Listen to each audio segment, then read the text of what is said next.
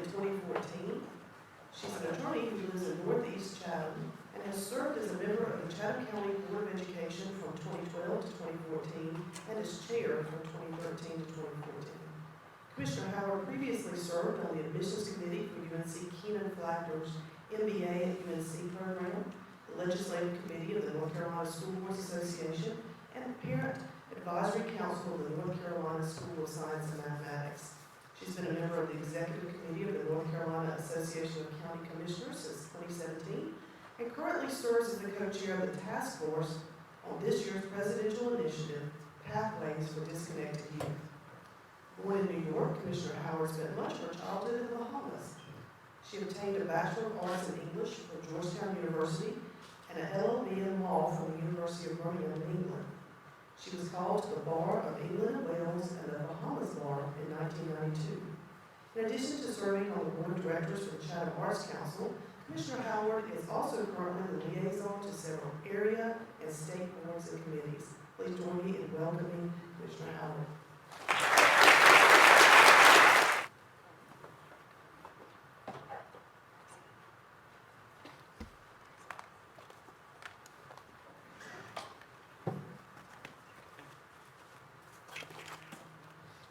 Good morning, and I'm going to just tell the truth. I'm not chairing that steering committee anymore at the Association of County Commissioners, but I am chairing the Public Education Steering Committee. Good morning, my name is Karen Howard, and I'm chair of this year's Board of Commissioners. In 2000, Chatham County was a community of just over 50,000. In 2022, we're a community of just over 78,000. So we are growing in many ways, but not just our population. I can't see the slides, so I'm going to pretend that I know where we are. So Chatham County building permits have increased substantially over the past couple of years. But if you look at if you're seeing the chart, you can see that the year 2022 promises to have more deed stamps in the first half of the year than we had for the entirety of last year. That is really significant growth for a community like Chatham.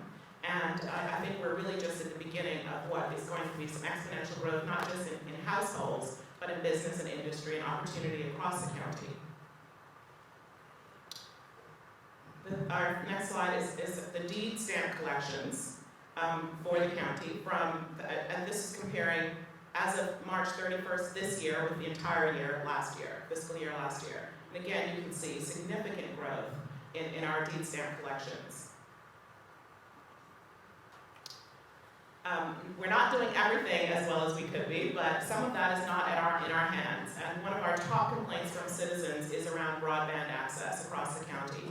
I live in northern Chatham, and I can say that there are places in my house that I don't have great coverage. And we know that the pandemic has pointed out how important access to broadband really was when we saw that kids had to access school from home. And many kids in our community just did not have access in an equitable way. The school system and the commissioners and local business and organizations, Chatham County facilities all came together to provide some access, but we know that there's a lot of work that has to be done in that space. And that continues to be our top legislative goal and the top legislative goal of the Association of County Commissioners. And it should be noted that counties have much more restrictive limitations on what we can do to support broadband access than towns and municipalities. But there is some positive outlook. During the pandemic, so a lot of attention was focused on that, not just for students, but also for businesses across the county. And there are now significant state funds available for local governments to use towards expansion of broadband, and particularly not providing broadband, but providing access to some of the tools and infrastructure that will help us expand the network of broadband capability across the county. So the state budget included expanded the GREAT grant program, which is growing rural economies through access to technology. And that, for the first time, allowed us to include rural tracts in Tier 3 counties, which was significant for Chatham, because most of our communities that were struggling the most with lack of access are really Tier 1 areas. And the fact that we're a Tier 3 county was penalizing us. So we are currently partnering with 6 different service providers on their applications for these grants. The North Carolina Department of Information Technology is going to award the grants, and with the influx of federal dollars, we're expecting more programs to address this need across state and federal resources. The hope is that we will get to a place where we are 100% covered. This tranche of funding is not going to get us there, but we're not going to rest on our laurels, and I know that we have support at the state level for expanding broadband across the state. There are also a number of county projects underway. You'll see that we've already finished the expansion of the Chatham County Animal Resources Center. The new Emergency Operations Center and 9/11 Communications Hub is under construction on Renaissance Drive. There's an upgrade to the emergency communications system happening now, and Chatham County Schools' new Central Services Building on Renaissance Drive is also underway and slated for completion either late this year or early next year. And then, of course, there's the biggest news in North Carolina and in Chatham, the arrival of VinFast, which is the largest economic development project in the state's history and the first auto manufacturer in the state. And they have wisely chosen Chatham County for an over $4 billion investment with over 7,500 jobs, which, and you did hear some mention of jobs in the county before. Our largest public employer has been our school system. Our largest private employer right now, I believe, is Mount Air. And if we're looking at a single industry, a single company that will bring in 7,500 jobs, we're looking at real opportunity for people in and around Chatham. This will not just benefit our students, but this will really benefit people in the entire area. And there will be additional industries that will come along to support that. And again, more jobs, more opportunities for our families right here. Small area planning for the Moncure area will begin shortly, which will be essential to meet some of the demand that's going to be happening in that part of the county.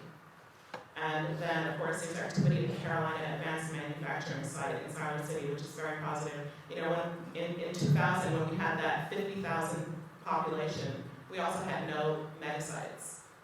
Leap forward 20 years, and we are one of the most attractive areas for growth and industry manufacturing, and those 2 mega sites have had significant interest, and I am confident that there will be an announcement out of that campsite very shortly. We're running out of mega sites, and Chatham County is a great place to do business, so that will pay off. Our Unified Development Ordinance is underway. We are going to be revising the planning, the UDO in 2021. We started in 2021. And we have an aggressive 2-year schedule. Looking at getting a final document for implementation potentially by the end of next year. The document will be adapted, and it won't solve every single development problem we have, but it will enable us to have more tools to address some of the changes that we need within the framework of development around the county. We chose White and Smith, LLC, to draft the UDO, and Nealon Consulting is helping us meet our facilitation goals around that. So there have been meetings around the county with staff, with stakeholder groups, with our school system, with commissioners, to get a better understanding of the various needs across the county and pull that together to form a cohesive, informative, instructive document for us. So since the last Chatham Chamber update, we've had a significant number of residential developments landing our little neck of the woods here. In Chestnut Creek, there are 14 lots off Jones Ferry Road. McBain Conservation Subdivision is 149 lots off Old Graham Road. Chapel Oaks with 31 lots off Old Lystra. Herndon Farms Compact Community and Vickers Village Compact Communities are both just off of 15501 in the northeastern part of the county. Pyewacket Conservation Subdivision has 92 lots off of Jones Ferry Road, and Ridgecrest Estates is 30 lots off Hamlet's Chapel. The Conservancy at Jordan Lake is a conservation subdivision with 1,524 lots off of Old US 1. So you see that Chatham County is growing in many different ways. We are certainly bringing in more residents, more households, but we're also bringing in jobs and manufacturing industry at a rate that we have not before. And I am sure that you all agree with me that this is a really exciting time to be in Chatham County. So thank you all for being here, and I look forward to hearing from the others.